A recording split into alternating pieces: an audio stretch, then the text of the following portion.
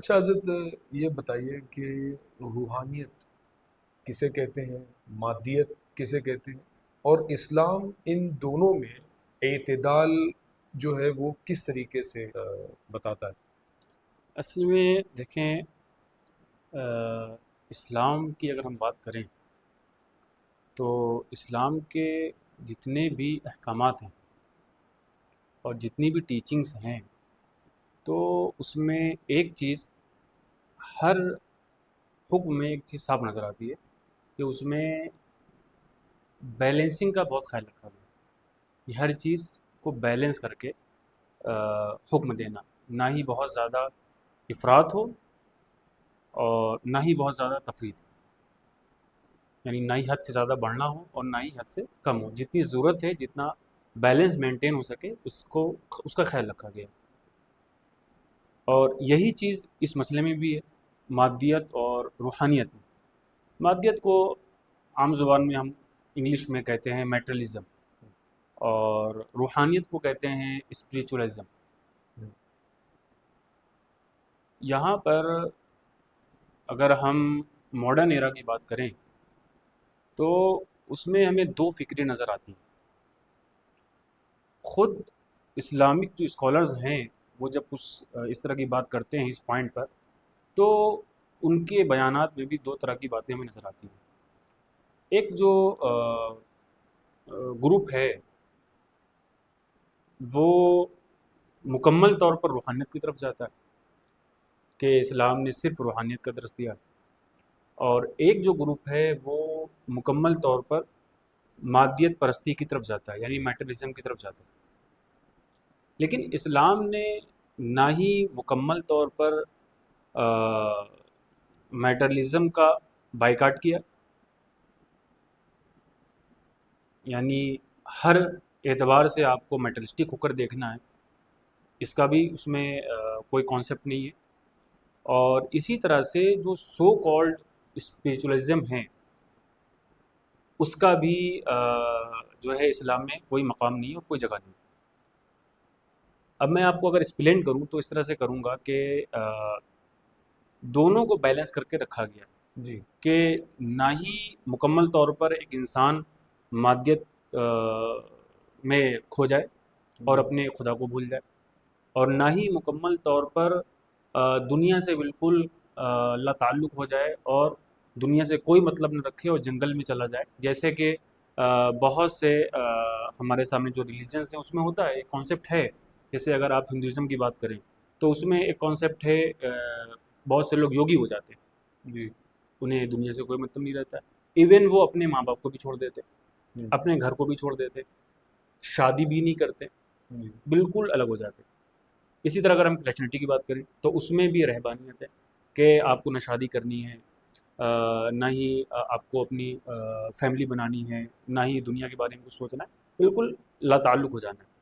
لیکن ہم جب اسلام کے بارے میں اسلام کو دیکھتے ہیں تو جی اس میں اسلام نے زندگی کا جو مقصد بتایا ہے، پرپس آف لائف، تو نہ ہی وہ مکمل طور پر اس میں مادیت پرستی دکھتی ہے، اور نہ ہی اس طرح سے روحانیت دکھتی ہے کہ آپ کو دنیا سے بالکل الگ ہو جانا ہے اور دنیا سے کوئی مطلب نہیں رکھنا ہے، بلکہ دونوں کو بیلنس بنا کے رکھا گیا ہے۔ سبحان اس کو اگر ہم قرآن میں دیکھیں تو قرآن مجید میں ایک آیت کریمہ ہے سورہ ذاریات کی، ورس نمبر آئی تھنک 56 ہے وہ۔ اس میں اللہ رب العزت نے ارشاد فرمایا، وما خلقت الجن والانس الا ليعبدون، کہ ہم نے انسان اور جنات کو جو پیدا کیا ہے وہ اللہ۔ صرف اپنی عبادت کے لیے پیدا کیا ہے۔ تو اس میں اگر اس آیت میں آپ دیکھیں گے تو آپ کو روحانیت دکھے گی جی کہ پرپز آف لائف جو ہے وہ عبادت ہے، صرف عبادت۔ عبادت ہے۔ وہیں پر دوسری آیت کریمہ ہے کہ جس میں ہمیں مادیت دکھتی ہے، اور وہ آیت کریمہ ہے وہ انشأکم من الارض واستعمرکم فیہا، سورہ ہود ورس نمبر 61 آئی تھنک یہی ہے۔ اس کا مطلب کیا ہے کہ ہم نے تمہیں زمین میں پیدا کیا، اور اس میں ہم نے تم سے یہ چاہا کہ تم اس کو آباد کرو۔ اب زمین کو آباد کیسے کریں؟ زمین کو آباد کرنے کا کیا مطلب ہے؟ اس میں کھیتی کی جائے، شادی بیاہ ہو، شادی بیاہ ہو، روزمرہ کے جو بھی ہو وہ۔ یہ چیزیں ہیں۔ جی اور بھی اگر آپ اس دور میں دیکھیں گے تو ٹیکنالوجی ہے. انسان کی زندگی کو آسان بنانے کے لیے جو بھی یہاں پر ذرائع اس وقت آلات وجود میں آ گئے ہیں، بہت سارے سورسز آ گئے ہیں جو پہلے نہیں تھے. جیسے اگر انسان کو شارٹ ٹائم میں لمبا سفر کرنا ہو تو ایروپلین، یہ زمین کو بسانا ہے. اسی طرح سے شارٹ ٹائم میں آپ کو سفر کرنا ہے تو آپ کے لیے کار ہے، آپ کے لیے ٹرین ہے، یہ بھی زمین کو بسانا ہے. صحیح. اسی طرح سے آپ کو تجارت کو فروغ دینا ہے، یہ بھی زمین کو بسانا ہے. انسانی جو تعلقات ہیں، جو ڈپلومیٹک رشتے ہیں، ان کو مضبوط کرنا ہے، یہ بھی زمین کو بسانا ہے. تو یہ تمام چیزیں زمین کو بسانے میں شامل ہیں. تو قرآن کے نزدیک زندگی کا دوسرا جو مقصد ہے، پرپز آف لائف ہے، وہ ہے زمین کو آباد کرنا.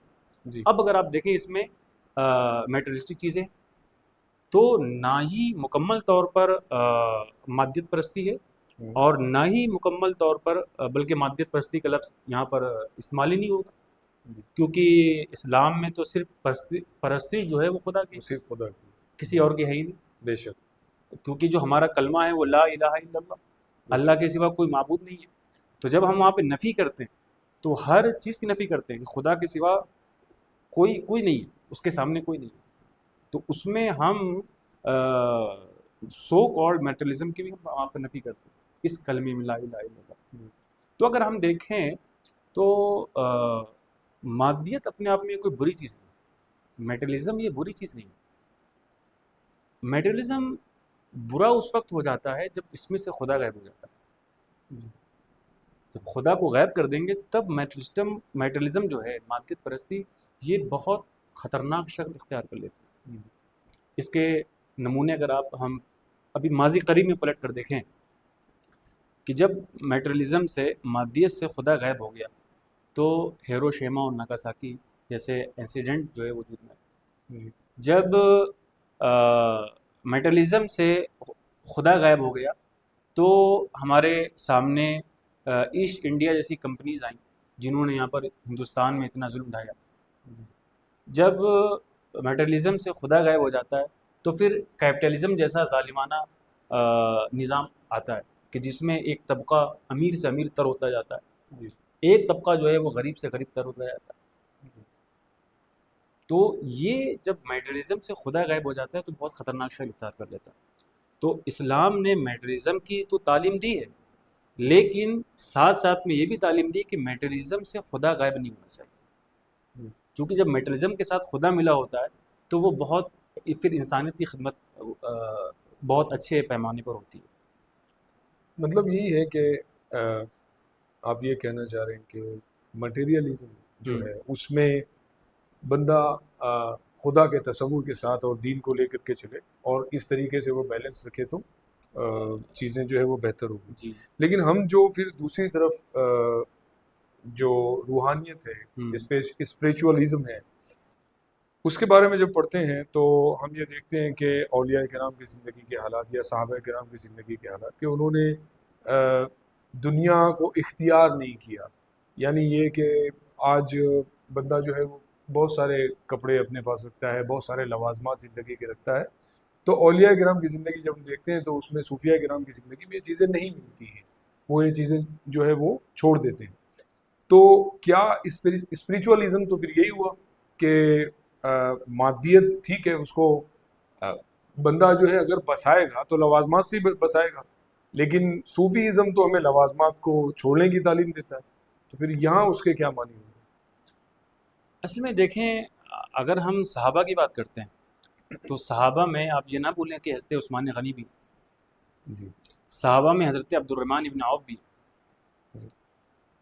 آپ کو پتہ ہے حضرت عبد الرحمن ابن عوف رضی اللہ تعالیٰ عنہ وہ بزنس مین صحابی کہ جب ان کا مال شام سے اونٹوں پر لد کر آتا تھا تو یہ شور اٹھتا تھا کہ آج جو ہے عبد الرحمن بن عوف کے اونٹ آ رہے ہیں تجارت کے. تو صحابہ میں تو یہ بھی ہے.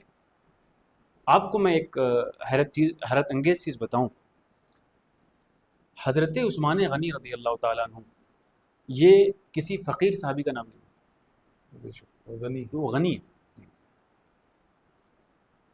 تو اگر روحانیت اس چیز کا نام ہوتا کہ دنیا سے بالکل لا تعلق ہو جانا ہے، تو حضرت عثمان غنی رضی اللہ تعالیٰ عنہ کبھی بھی بڑے تاجر نہ بنتے اور حضور اس کو نہ پسند کرتے۔ آپ کو میں ایک حدیث پاک سناتا ہوں۔ حضرت سلمان فارسی رضی اللہ تعالیٰ عنہ بہت مشہور صحابی ہیں، اور حضرت ابو دردہ رضی اللہ تعالیٰ عنہ ایک دوسرے صحابی ہیں۔ جب نبی کریم صلی اللہ تعالیٰ علیہ وسلم مکہ شریف سے ہجرت کر کر مدینہ شریف گئے تو آپ نے جو مہاجرین صحابہ تھے، یعنی جو مکہ سے یعنی اس کو کیا کہتے ہیں انگلش میں امیگرینٹس کہتے ہیں اس کو، جب وہ امیگرینٹس ہوا، ہجرت ہوئی، مکہ سے مدینہ گئے، تو وہ ان کے پاس نہ گھر تھا، نہ مال و دولت تھا، نہ تجارت کے ذرائع تھے، اور وہیں پر مدینہ شریف کے کچھ صحابہ کرام وہاں پر پہلے سے ہی موجود تھے جن کو ہم انصار کہتے ہیں۔ تو اب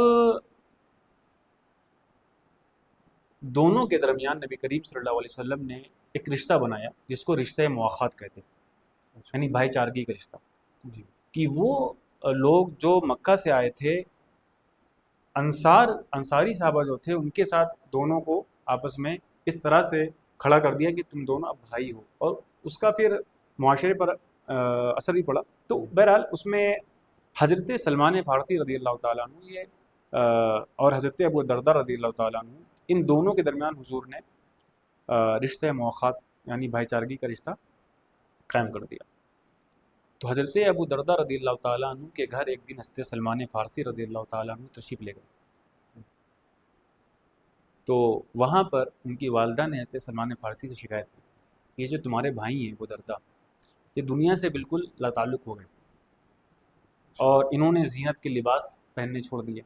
اچھا، اسی طرح سے یہ اپنی بیوی کے ساتھ رات نہیں گزارتے ہیں، تو ہمیں ان سے شکایت ہے۔ اس وقت حضرت سلمان فارسی رضی اللہ تعالیٰ عنہ نے جو فرمایا تھا، اس میں میرے خیال سے آپ کے سوال کے جواب ہے۔ حضرت سلمان فارسی رضی اللہ تعالیٰ عنہ نے اپنے بھائی حضرت ابو دردہ کو یہ نصیحت کی بلا کر کہ اِنَّ لِرَبِّكَ عَلَيْكَ حق، کہ تمہارے رب کا بھی تم پر حق ہے، وَلِجَسَدِكَ عَلَيْكَ حق، کہ تمہارے جسم کا بھی تم پر حق ہے، وَلِأَهْلِكَ عَلَيْكَ حق، اور تمہارے گھر والوں کا بھی تم پر حق ہے، فَأَدُّ كُلَّ ذِي حَقٍ حَقَّ، تو ہر حق والے کو اس کا حق ادا کر دو۔ پھر یہ خبر ابھی یہیں پر کہانی بس نہیں ہوتی ہے، اب اس کا جو آگے کا پارٹ ہے وہ بہت انٹرسٹنگ ہے، کہ یہ خبر پہنچتی ہے کہاں پر؟ آقا دو جہاں صلی اللہ تعالی وسلم کے پاس، کہ سلمان نے ابو دردہ سے یہ کہا ہے۔ تو جب ان تک یہ پہنچتی ہے بات تو آپ اس کو ڈینائی نہیں کرتے کہ یہ تو دنیا سے تعلق بنانے کی بات کر رہے ہیں، ایسا نہیں۔ فرمایا صدق سلمان، کہ سلمان نے سچ کہا۔ سبحان اللہ۔ تو دنیا سے لا تعلق ہو جانا یہ اصل روحانیت نہیں ہے، روحانیت اصل یہ ہے کہ آپ دنیا میں رہیں اور دنیا سے لا تعلق، یعنی دنیا آپ کے دل میں نہ ہو، آپ کے ہاتھوں میں۔ سبحان اللہ۔ تو یہ روحانیت ہے۔ اور آپ کو میں بہت انٹرسٹنگ بات بتاؤں کہ اسلام وہ واحد مذہب ہے کہ جس نے اس جو روحانیت ہے، اسپریچولزم ہے اور جو میٹرلزم ہے، ان دونوں کو آپس میں اس طرح سے پرویا ہے کہ میٹرلزم جو کہ مانا ہی جاتا ہے خدا سے دور کرنے والی چیز ہے، تو جو خدا سے دور کرنے والی چیز تھی اسی کو خدا کے قریب کرنے والی چیز بنا دی۔ اور وہ کیسے؟ وَاسْتَعْمَرَكُمْ فِيهَا، اس نے چاہا کہ تم زمین کو آباد کرو، زمین کو آباد کرنا ہی عبادت ہے۔ سبحان اللہ، سبحان اللہ۔ تو جو چیز یہ سمجھی جا رہی تھی خدا سے دور کرتی ہے، اسلام نے اسی کو خدا سے قریب کرنے کا ایک ذریعہ بنا دیا۔ یا آپ کو اسلام کے علاوہ کہیں ملتا ہے نظر آتا ہے؟ آپ دیکھ لیجیے نظر دوڑا کے۔ تو میٹرلزم کو ہی اسپریچولزم بنا دیا، دنیا میں رہتے ہی رہو بھی اور دنیا کو آباد بھی کرو، لیکن دنیا تمہارے دل میں نہ رہے۔ آج کے ورلڈ کی پرابلم یہ ہے کہ دنیا جو ہے دل میں آ گئی۔ تو یہ کیسز ہو رہے ہیں۔ آپ کو کیا لگتا ہے امریکہ کی جو جنگ ہو رہی ہے ابھی بہت چل رہی ہے پوری دنیا میں، کس چیز کی ہے؟ دنیا وہ دل میں آ گئی ہے، دل میں۔ تو دنیا دل میں نہیں رہنی چاہیے، یہ اصل روحانیت ہے۔ بہت بہت شکریہ حضرت، میرے خیال سے اس عنوان پر بالکل میری بھی تسلی ہو گئی ہوں۔ اور ہمارے سارے ناظرین کی بھی تسلی ہو گئی. بہت بہت شکریہ. جزاک اللہ.